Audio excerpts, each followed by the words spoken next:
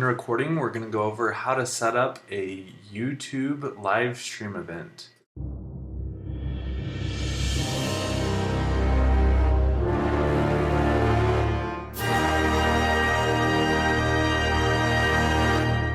So this only works if Wayne has added you as an admin or you're logged in as an admin on the 3 Key Elements YouTube channel. So we're going to come over here and you switch over to 3 Key Elements. Then I usually click on My Channel, Video Manager, and your ultimate goal is just to get to this live streaming tab. So that's the way I usually get to it. There are other ways though. So you click on live streaming, go to events, and then create a new live event. And we'll give it a title. Say this one's like a body language show. And it's going to be starting today. We're going to make this one private because it's not a real event. So the difference here is public, everyone can see, and it's searchable.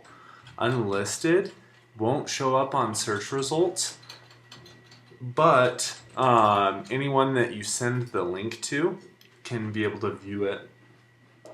Or if you want to embed it on your website but you don't want people to find it on your YouTube channel, that's another way you can do it, is unlisted. With private, only people that you have added their email address, like their Google email address, to that video, only they will be able to see it. So that's like the most lockdown, but you do have to add them individually, which kind of stinks. So most of the time, if I want to make it kind of private, I just do unlisted.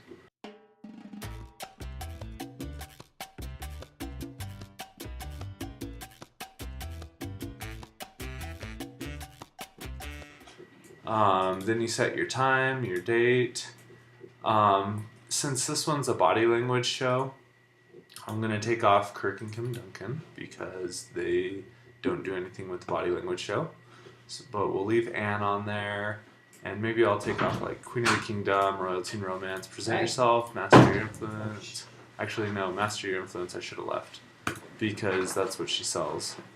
But you can leave some of these other ones on there. Then you just go to create an event. Right here you can select your thumbnail. Remember, it's got to be under 2 megabytes, so if you're using the PNGs that Jordan gives you, it will not work. You'll have to export it in Photoshop as a JPEG. And if you're making a thumbnail, make it 1920 by 1080. Let's see, hopefully that image is less than 2 megabytes. I just clicked on something random. But you can put any image there. We've got a specific image that's moved over a little bit for Anne so that the timer leading up to the event isn't cutting her off so much. Under ingestion, you're gonna select 720p. That seems to be a good setting for our internet speeds and processing powers and stuff like that. And we usually use Wirecast to do that, so we'll leave it on that and just click Save Changes.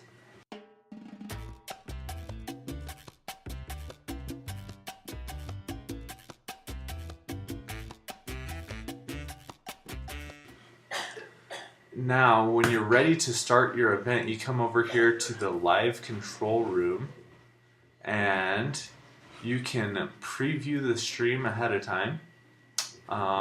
So that's after you've clicked stream on Wirecast. You'll see that preview button light up. You have to preview it before you can go live. So you preview it. If everything's good and you're getting close to your time, boom, you can click go live. And you've got a preview viewer here, public view here. And I usually open this view on watch page in another tab, and I'll leave that open during the event, but make sure you mute it because otherwise sometimes it'll play back through the soundboard and you'll have some funky sounds going on and you're like, where did that come from? So make sure you mute this. And sometimes I'll pause the stream when it's going on and stuff like that, just because I don't want to eat up more internet speed than I have to. So I'll pause that, but I can always come over and either refresh the page or catch up to the live just to make sure things are still going well. And then once you're done, there'll be, like, once you're live, there's a stop button here. If something interrupts your stream, don't press stop. You can restart it from Wirecast. There'll just be some blank black space in the video, and for the viewers and stuff like that. But once you start it, you cannot stop it again. That event is over once you press stop. So don't stop it until it's actually over. Even if you're having technical difficulties, just restart it on the Wirecast side, not on the YouTube side. And then you've also got analytics here. I like taking a screenshot, just Shift Command F4 or Shift Command 4 after the event's over, and I send it out to Ann and maybe some of the executives, anyone that seems interested in how the live stats were. You can see if there's like a certain spot where people started dropping off and stuff. Maybe you can go back if you were the presenter and see what you said around that time.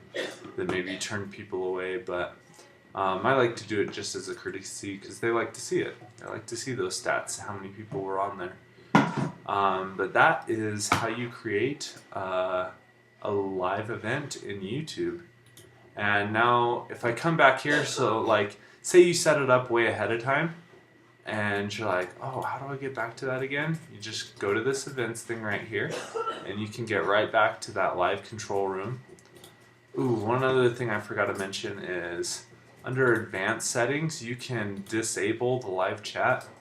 Sometimes we've had, like on our more popular broadcasts, we've had some naughty things people posted in there and it wasn't good. So a lot of times we disable that live chat function just because of that. Then you save your changes. The other thing you're going to want to do over on the watch page is you're going to want to share this.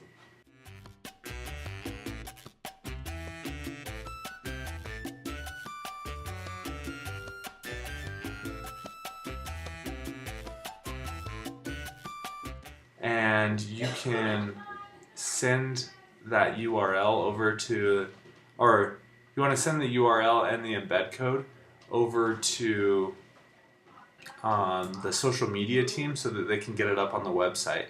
Right now it's Daniel doing that, but maybe someone else when you're watching this, I don't know. But that is how you set up the live event on the YouTube side, and later on I'll do another screen share of how you do it on the Wirecast side. Thanks so much.